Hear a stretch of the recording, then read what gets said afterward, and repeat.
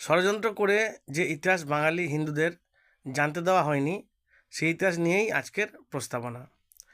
1946 সালে ব্রিটিশ সরকারের স্বাধীনতা এবং সংবিধান প্রস্তুতির উদ্দেশ্যে একটি ক্যাবিনেট মিশনকে ভারতে পাঠিয়ে তৎকালীন নেতৃবৃন্দের সঙ্গে আলোচনা শুরু করলে জাতীয় কংগ্রেস এবং মুসলিম লীগের মধ্যে তীব্র মতবিরোধ তৈরি হয় এবং আলোচনা ব্যর্থ হয়।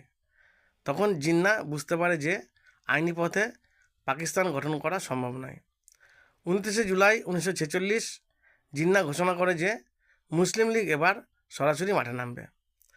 তার স্লোগান ছিল, একটি বিভক্ত ভারত পাবো, না হয় একটি ধ্বংসপ্রাপ্ত ভারত পাবো। 1946-এর 16 আগস্ট জিন্নাহর নেতৃত্বে মুসলমানরা দেশব্যাপী সাধারণ ধর্মঘট ও গণ আন্দোলনের ডাক দিয়েছিল। সারা ভারতে এই ডাক দেওয়া হলেও সবচেয়ে ভয়াবহ রূপ পায় কলকাতায়, কারণ তখনকার ভাষায় পশ্চিমবঙ্গের প্রধানমন্ত্রী ছিল হোসেন শহীদ সোহরাওয়ার্দী। 16 আগস্ট সকাল থেকেই কলকাতার পরিস্থিতি উত্তপ্ত হয়ে ওঠে। কলকাতার গড়ের মাঠে একটি জনসভায় সোহরাওয়ার্দী এবং অন্যান্য লীগ নেতাদের উস্কানিতে মুসলমানরা উন্মত্ত হয়ে হিন্দু প্রধান এলাকায় আক্রমণ, হত্যা, লুটপাট, ধর্ষণ এবং অগ্নিসংযোগ শুরু করে।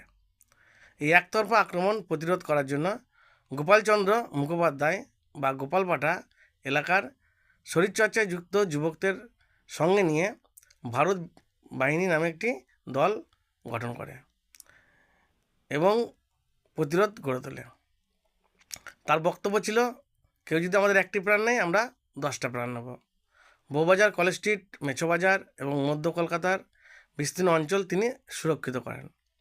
বেসরকারি হিসাব অনুযায়ী 4,000 থেকে 10,000 মানুষ নিহত হয়।